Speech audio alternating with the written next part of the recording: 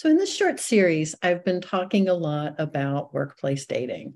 This video is not going to be any different, but what I want to get into in this particular video are some of the frequently asked questions that I get, as well as, of course, the answers to those questions.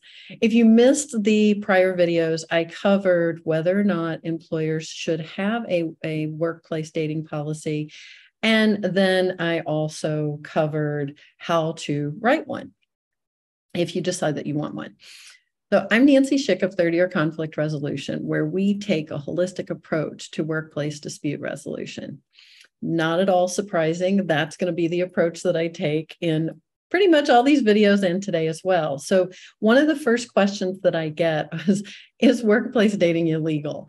And believe it or not, people actually wonder about that. But the short answer is no, it's not. There's no criminal activity going on as long as you're dealing with consenting adults anyway. Obviously, that could venture into something else if you're dealing with someone who is an adult and someone who is a minor.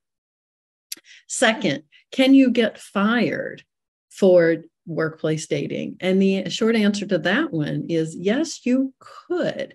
It's possible that your employer has a policy against workplace dating. And as I mentioned in some of the prior videos, we definitely look at that differently when the dating relationship is between a manager and someone that they might either supervise currently or could end up supervising in some way, even just on a one-time project or one-time transfer into an area for the evening to get work done. It's definitely a power imbalance that opens up a lot of difficulty because now you're not dealing necessarily with two equally situated consenting adults.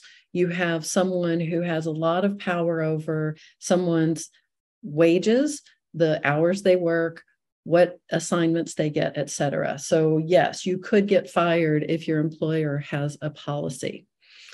And third, what is the problem? That's a big one, right? Is like, why do we not want it? Hopefully by now you've kind of figured out why we look at that differently. But is it the same when it's two employees who work in the same work group and are similarly situated? Probably not as much of a problem.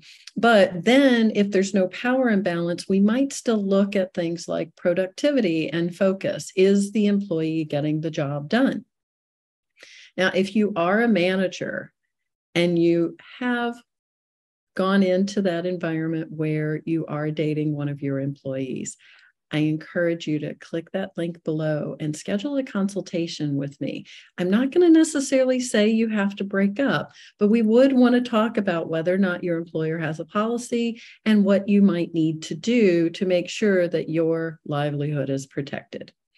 So in the meantime, keep listening with your third ear for those hurts you can heal.